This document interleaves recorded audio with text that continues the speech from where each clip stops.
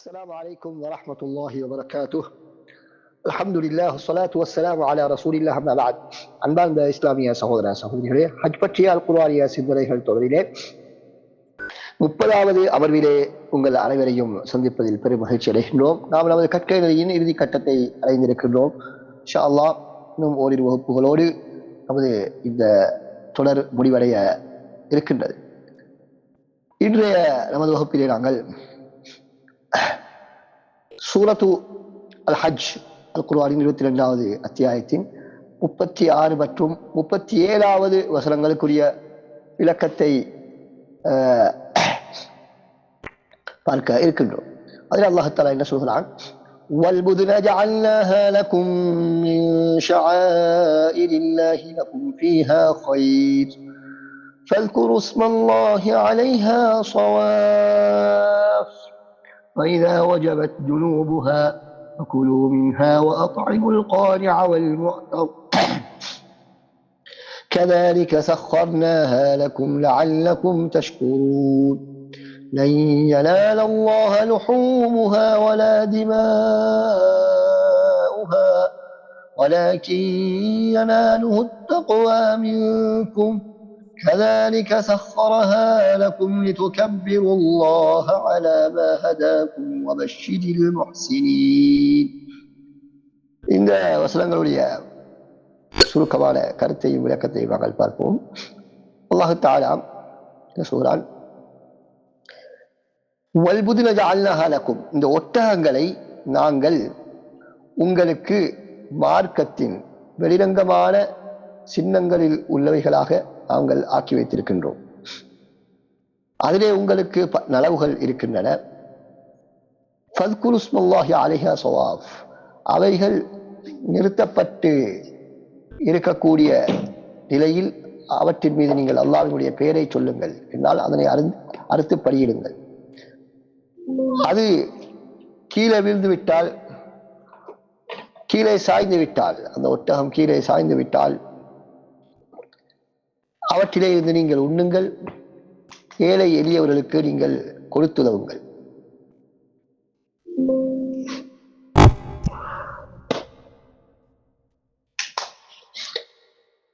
அடுத்து அல்லாஹ் தஆலா சொல்கிறான், கதாரிக, அவ்வாறுதான் சஹர்னாஹா லக்கும், அதனை நாங்கள் உங்களுக்கு வசப்படுத்தி இருக்கின்றோம், அடிபணிய வைத்திருக்கின்றோம். லஅல்லக்கும் தஷ்குரூன், நீங்கள் நன்றி செலுத்தக்கூடியவர்களாக இருக்க வேண்டும் என்பதற்காக. அடுத்த வசனத்தில் அல்லாஹ் தஆலா சொல்கிறான், அவற்றின் அந்த உதுஹியா பிராணிகளின் ஒட்டகத்தின் மாமிசங்களோ இரத்தங்களோ அல்லாஹ்வை சென்றடைவதில்லை, ஆனால் உங்களுடைய தக்வாதான் அவனை சென்றடைகின்றது.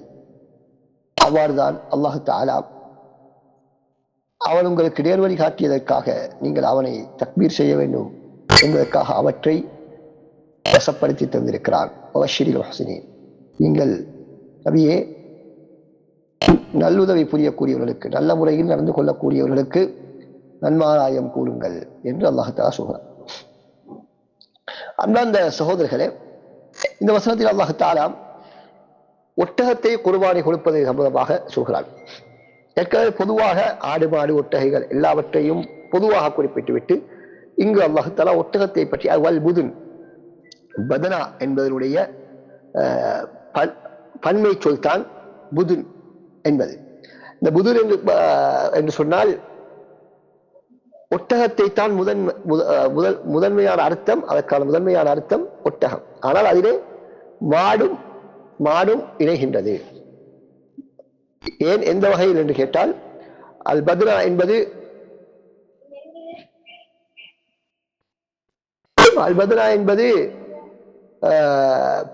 பெரும் உடல் கட்டமைப்பை கொண்ட பிராணிகளுக்குத்தான் சொல்லப்படும். பிராணிகளுக்கு பொருட்களாக இருந்தாலும் எதுவாக இருந்தாலும் பெரும் உடலை உடைய ஒன்றுக்குத்தான் சொல்லப்படும். அந்த அடிப்படையிலே மாடும் பெரும் உடல் கட்டமைப்பை கொண்டது என்பதனால் அதனுடன் சேர்க்கப்படுகின்றது. இங்கு அல்லாஹ் தஆலா ஏற்கனவே இதற்கு முன்னால் ஆடு மாடு ஒட்டகைகளை கொடுப்பதை பற்றி சொன்னதன் பின்னால் ஏன் இதனை சொல்ல வேண்டும் என்றால், ஒட்டகம்தான் பெருமதியிலும் மாமிசத்திலும் எல்லா விடயங்களிலும் மற்ற மிருகங்களை விட அதிக பிரயோசனம் வாய்ந்தது, அல்லாஹ்வுக்கு மிக விருப்பமானது என்ற அடிப்படையில் இங்கு அதனை குறிப்பிட்டு அல்லாஹ் சொல்லியிருக்கிறார் என்பதாக அறிஞர்கள் சொல்கிறார்கள். அடுத்து அல்லாஹ் என்ன சொல்கிறான், அதனை நாங்கள் உங்களுக்கு அல்லாஹ்வினுடைய சின்னங்களில் உள்ளவைகளாக ஆக்கி வைத்திருக்கின்றோம். எனவே அல்லாஹ்வுடைய சின்னங்கள் என்று சொன்னால் வெறுமனே அந்த பள்ளி வாயில்கள், காபா, ஹஜ்ஜுடைய கிரியைகளை நாங்கள் செய்யக்கூடிய அந்த அரஃபா, அதே போல அந்த மினா, கல்லறியக்கூடிய இடங்கள், முஸ்தலிஃபா, இவைகள் மாத்திரமல்ல, அந்த இடங்கள் மாத்திரமல்ல, பலியிடக்கூடிய பிராணிகளும் அதிலே உள்ளடங்கும் என்பதற்கு மிகப்பெரிய ஒரு ஆதாரம். ஷாயிர் என்ற வார்த்தையில், அல்லாஹ்வுடைய சின்னங்கள் என்ற வார்த்தையிலே மிருகங்களும் உள்ளடங்கும். வெளிரங்கமாக என்னென்ன மார்க்கத்தின் அடையாளங்களாக எல்லாம் கருதப்படுகிறதோ அவைகள் எல்லாம் அதிலே உள்ளடங்கும் என்பது, அது மிருகங்களாக இருந்தாலும் சரி, பலியிடுவதற்கு பிரிக்கப்பட்டிருக்கக்கூடிய மிருகங்களாக இருந்தாலும் அதுவும் அல்லாஹ்வுடைய சின்னங்களில் உள்ளவைகள் என்பதை எங்களுக்கு இதன் மூலமாக புரிந்து கொள்கிறோம். எனவே அவற்றையும் நாங்கள் கண்ணியப்படுத்த வேண்டும், மதிக்க வேண்டும் என்பதை நாங்கள் மேற்கூறிய வசனங்களிலிருந்து நாங்கள் புரிந்து கொள்ள வேண்டும்.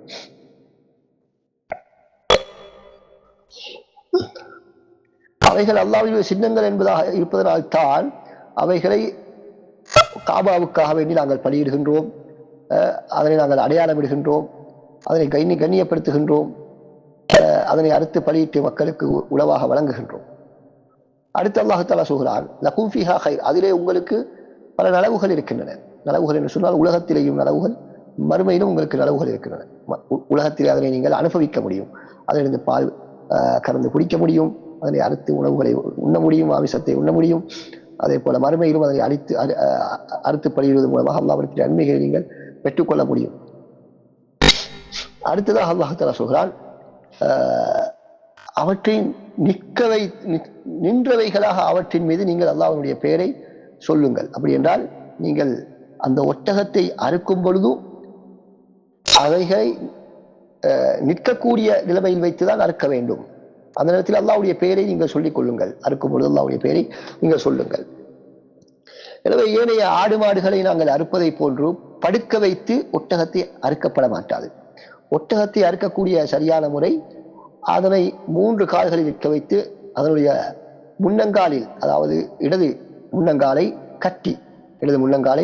கட்டி வைத்து அதை நிற்கக்கூடிய நிலைமையில், 3 கால்களில் நிற்கக்கூடிய நிலைமையிலே அதனுடைய கழுத்திலே கீழால் இருந்து அதனை குத்திவிடுவார்கள். குத்திவிட்டு அதனை அறுப்பார்கள்.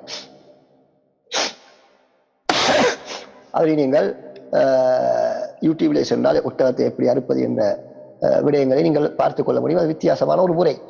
எங்களுடைய நாடுகளில் ஒட்டகம் அறுக்கப்படுவது இல்லை என்பதனால் எங்களுக்கு அது தெரியாமல் இருக்கலாம். அதனை நீங்கள் பார்த்தால் இந்த வசனத்தினுடைய கருத்தை நீங்கள் அழகான முறையிலே புரிந்து கொள்ளலாம். அதனால்தான் ஜியாத் இப்னு ஜுபைர் ரஹ்மத்துல்லாஹி அவர்கள் சொல்கிறார்கள், இப்னு உமர் ரலியல்லாஹு அன்ஹு அவர்கள் ஒரு முறை ஒரு மனிதர் ஒட்டகத்தை படுக்க போட்டு அறுத்துக் கொண்டிருப்பதை கண்டார்கள். அப்பொழுது அவரிடத்தில் சொன்னார்கள், இல்லை, அதனை நிற்பாட்டி வைத்து ஒரு காலை கட்டி வைத்து நீங்கள் அருங்கள், அதுதான் உங்களுடைய நபியினுடைய வழிமுறை என்பதாக சொல்கிறார்கள்.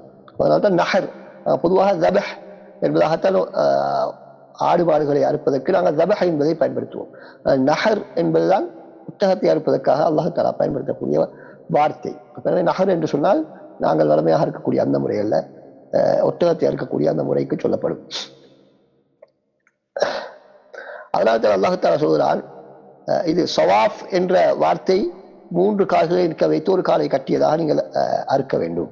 அடுத்து அல்லாஹ் தஆலா சொல்ல, அது விழுந்து விட்டால், ஃபைதா வஜபத் ஜுனூபுஹா, இந்த ஒட்டகம் அப்படியே சாய்ந்து விட்டால், கீழே பூமியிலே சாய்ந்து விட்டால் அல்லது விழுந்து விட்டால் அதனை நீங்கள் உண்ணுங்கள் என்று அல்லாஹ் தஆலா சொல்கிறார்.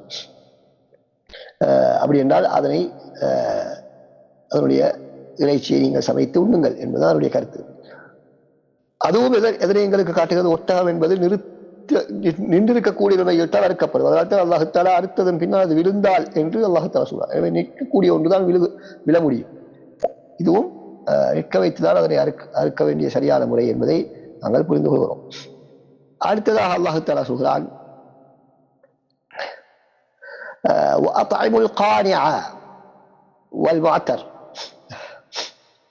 அதனை நீங்கள் ஏழை எளியவர்களுக்கு கொடுங்கள். காணி என்று சொன்னாலும் முஅத்தர் என்று சொன்னால் 2 பேரும் மேலைதான். காணி என்று சொன்னால் கேட்டு வரக்கூடியவர், அவர் மேலைதான்.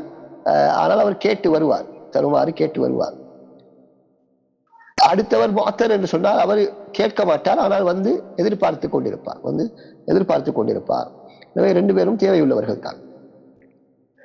ஆனால் ஒருவருடைய பண்பும் வித்தியாசப்பட்டது.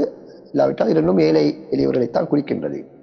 அவர்களுக்கு நீங்கள் கொடுங்கள். முதலாவது இங்கு நாங்கள் பார்க்கிறோம், ஃபகுலு மின்ஹா, நீங்கள் சாப்பிடுங்கள் என்று அல்லாஹ் தஆலா சொல்கிறார். எனவே உதுஹையாவை நாங்கள் சாப்பிடுவது ஒரு சுன்னத், எல்லாவற்றையுமே ஏழைகளுக்கு கொடுத்து விடுவதல்ல. அடுத்து அல்லாஹ் தஆலா அப்படி சாப்பிடுமாறு சொல்வதன் மூலமாக நாங்கள் புரியக்கூடிய முக்கியமான விடயம், அதனை சதகா முழுக்க சதகா கொடுப்பது இந்த உதுஹியாவுடைய நோக்கம் அல்ல. முழுக்க சதகா கொடுப்பது உதுஹியாவுடைய நோக்கம் அல்ல. உதுஹியாவுடைய நோக்கம் அல்லாஹ்வை கண்ணியப்படுத்துவது, அல்லாஹ்வுடைய மகத்துவத்தை நாங்கள் வெளிப்படுத்துவது, ஏகத்துவத்தை நாங்கள் வெளிப்படுத்துவது, அல்லாஹ்வுக்கு மாத்திரம் அத்துப்படுகிறோம், நமது பணிவை நாங்கள் அல்லாஹ்வுக்கு வெளிப்படுத்துவதுதான் அதனுடைய நோக்கம். அடுத்ததாக அல்லாஹ் தஆலா சொல்கிறான், அவ்வாறுதான் நாங்கள் உங்களுக்கு அதனை வசப்படுத்தி தந்திருக்கிறோம் என்று சொல்கிறான். அப்படி என்றால் இவ்வளவு பிரமாண்டமான உடல் கட்டமைப்பை கொண்ட ஒரு மிருகத்தை, உடல் உறுப்புகளிலும் எங்களை விட வலிமையான, எங்களை விட பிரமாண்டமான கட்டமைப்பு கொண்ட ஒரு மிருகம் எங்களுக்கு வசப்படுத்தி தந்திருப்பதனால் தான் நாங்கள் பல ஒட்டகங்களையும் ஒரு இடையர் மாத்திரமே சாய்த்துக் கொண்டு செல்லக்கூடிய காட்சியை நாங்கள் பார்க்கிறோம். ஒருவர் பல 10, 15, 20 ஒட்டகங்களை கூட வழிநடத்தி கொண்டு செல்வார்.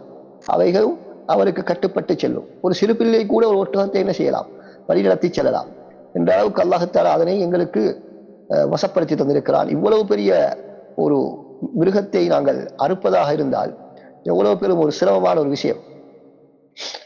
அதையும் கூட அல்லாஹ் தஆலா எங்களுக்கு இலவாக்கி தந்திருக்கிறார். அதனை எங்களுக்கு கட்டுப்பட வைத்திருக்கிறார். இந்த அறுக்கக்கூடிய நிலைமையிலே அதை எங்களுக்கு கட்டுப்படுத்தக்கூடிய அந்த ஆற்றலை அல்லாஹ் தஆலா எங்களுக்கு தந்திருக்கிறார். ஆனால் சிறு சிறு படைப்பினங்கள் கூட, ஒரு எலியை எடுத்துக்கொண்டாலும் கூட அதை எங்களால் கட்டுப்படுத்துவது மிகச் சிரமமானது. ஏன் அல்லாஹ் தஆலா அதனை எங்களுக்கு வசப்படுத்தி தரவில்லை, எங்களுக்கு அதனை கட்டுப்படுத்தக்கூடிய ஆற்றலை அல்லாஹ் தஆலா எங்களுக்கு தரவில்லை. அந்த மிருகத்திற்கும் எங்களுக்கு கட்டுப்பட வேண்டும் என்று அந்த உணர்வை கொடுக்கவில்லை. அதனால்தான் எங்களுக்கு அதனை கட்டுப்படுத்த முடியவில்லை. ஆனால் மிகப்பெரிய மிருகமாக இருந்தாலும், ஒட்டகமாக இருக்கலாம், யானையாக இருக்கலாம். யானையை பாருங்கள், ஒரு சிறு அதனை பராமரிக்கக்கூடிய ஒருவன், பாகன் என்ன செய்கிறான், அதனை வழிநடத்தி செல்வதை நாங்கள் பார்க்கின்றோம். அது என்ன செய்தாலும், அதுக்கு அடையாளம் இட்டாலும், ஒட்டகத்துக்கு அடையாளம் விடுவார்கள். அது தன்னுடைய ஒட்டகம் என்று காட்டுவதற்காக, அதே போல குர்பானிக்காக முடிவு செய்யப்பட்ட மிருகம் என்பதற்காக அதற்கான அடையாளம் விடுவார்கள். இப்படியெல்லாம் செய்து அது சரியான திசையை செல்லாவிட்டால் அதனை ஈட்டியால் குத்தி சரியான திசையை செல்லுமாறு வழிகாட்டுவார்கள். இப்படியெல்லாம் செய்யும் பொழுதும் அவை, அந்த மிருகம் அவர்களுக்கு கட்டுப்பட்டு நடக்கிறது. இது அல்லாஹ் தஆலா செய்த மிகப்பெரிய ஒரு அருட்கொடை. சூரா யாசீன் அல்லாஹ் தஆலா சொல்லும் பொழுது வதல்லல்னாஹா லஹும், அவற்றை நாம் அவர்களுக்கு அடிபணிய செய்திருக்கிறோம், வசப்படுத்தி கொடுத்திருக்கிறோம் என்று சொல்கிறார். அதே போல 37 அடுத்த வசனத்தில் அல்லாஹ் தஆலா கதாலிக ஸஹரஹா லக்கும், அதனை உங்களுக்கு அவ்வாறு அல்லாஹ் தஆலா வசப்படுத்தி தந்தார் என்று அல்லாஹ் தஆலா சொல்கிறார். எனவே இப்படி எங்களால் சாதாரணமாக எங்களுடைய ஆற்றலை கொண்டு கட்டுப்படுத்த முடியாத மிருகங்களை கூட அல்லாஹ் எங்களுடைய கட்டுப்பாட்டில் வைத்திருப்பது அல்லாஹ் தஆலா செய்த ஒரு அருட்கொடை என்பதை நாங்கள் உணர வேண்டும். அடுத்ததாக அல்லாஹ் தஆலா சொல்கிறான், அந்த மிருகங்களுடைய, அந்த ஒட்டகத்தினுடைய எதுவும் அல்லாஹ்வை சென்றடைவதில்லை. அப்படி என்றால் அந்த மாமிசத்துக்காகவோ அல்லது அதனுடைய இரத்தத்துக்காக அல்லாஹ் தஆலா இதனை விதியாக்கவில்லை. மாற்றமாக அல்லாஹ் தஆலா அதன் பக்கம் எந்த தேவையும் அற்றவன். மாற்றமாக உங்களிடத்தில் எந்த அளவுக்கு தக்வா இருக்கிறது, இஹ்லாஸ் இருக்கிறது என்பதை சோதிப்பதற்காகத்தான் அல்லாஹ் தஆலா இவ்வாறு சட்டத்தை விதித்திருக்கின்றார், பலியிடுமாறு. எவ்வாறு நீங்கள் அந்த பலியிடக்கூடிய அந்த ஒட்டகத்தினுடைய விடயத்திலே, அந்த உஹியாவுடைய விடயத்திலே நீங்கள் நடந்து கொள்கிறீர்கள், அல்லாஹ்வை பயந்து நடந்து கொள்கிறீர்களா? அதனை நீங்கள் அல்லாஹ்வுடைய திருப்பொருத்தத்தை நாடி பலியிடுகிறீர்களா, அல்லது பெருமைக்காகவும் புகழுக்காகவும் நட்பேருக்காகவும் முகஸ்துதிக்காகவும் நீங்கள் செய்கின்றீர்களா, அல்லது வெறும் ஒரு பலமை என்பதற்காக செய்கிறீர்களா? ஒரு பாரம்பரியம் என்பதற்காக செய்கிறீர்களா? எந்த அளவுக்கு நீங்கள் அந்த அல்லாஹ்வுடைய அந்த புனித விடயங்களை அடையாளங்களை கண்ணியப்படுத்துகிறீர்கள், எந்த அளவுக்கு அதை அல்லாஹ் தஆலா சொன்ன முறைப்படி அந்த உதுஹியாவை நீங்கள் கொடுக்கிறீர்கள், நிபந்தனைகளை பேணி நடக்கிறீர்கள் என்பவற்றையெல்லாம் அல்லாஹ் தஆலா அவைகள் தான் அல்லாஹ்விடத்தில் சென்றடைகின்றது. உங்களுடைய எந்த அளவுக்கு அதிலே தக்குவாவோடு அல்லாஹ்வுடைய திருப்பொருத்தத்தை பெற வேண்டும் என்ற உணர்வோடு எந்த அளவுக்கு நீங்கள் நடந்து கொள்கிறீர்கள் என்பதுதான் அல்லாஹ்விடத்தில் சென்றடைகிறது. அன்பார்ந்த சகோதரர்களே, இந்த விடயத்தில் நாங்கள் மிக கவனமாக இருக்க வேண்டும். அடுத்ததாக அல்லாஹ் தஆலா சொல்கிறான், கதாலிக சஹ்ஹரஹா லகும் லிதுகப்பிருல்லாஹ அலா மா ஹதாக்கும். அல்லாஹ் தஆலா உங்களுக்கு இந்த ஹஜ்ஜுடைய காரியங்களை எவ்வாறு செய்வது என்று சரியான வழிகாட்டலை வழங்கியதற்காக, அல்லாஹ்வை நீங்கள் தக்பீர் செய்ய வேண்டும் என்பதற்காக அவற்றை அல்லாஹ் உங்களுக்கு வசப்படுத்தி தந்தார். அப்ப அல்லாஹ் தஆலா இவ்வளவு பெரும் மிருகத்தையும் எங்களுக்கு வசப்படுத்தி தந்திருப்பதன் மூலமாக நாங்கள் அவருடைய ஆற்றலை புரிய வேண்டும் என்பதற்காகத்தான் அல்லாஹ் தஆலா இதை தந்திருக்கிறார். இதனை ஏற்பாடு செய்து தந்திருக்கிறான். முபஷ்ஷிரில் முஹ்ஸினீன். அதே போல இறுதியாக அல்லாஹ் தஆலா சொல்கிறான், நல்ல முறையில் தனது வழக்க வழிபாடுகளையும் அடியார்களோடும் நடந்து கொள்ளக்கூடியவர்களுக்கு நபியை நீங்கள் நன்மாராயம் சொல்லுங்கள் என்று அல்லாஹ் தஆலா கூறிய அந்த வசனங்களை முடிக்கின்றார். இன்ஷா அல்லாஹ் இந்த வசனத்துடைய மேலும் சில விளக்கங்களை அடுத்த இறுதி வகுப்பிலே நாங்கள் பார்ப்போம். அஸ்ஸலாமு அலைக்கும் வரஹ்மத்துல்லாஹி வபரகாத்துஹு.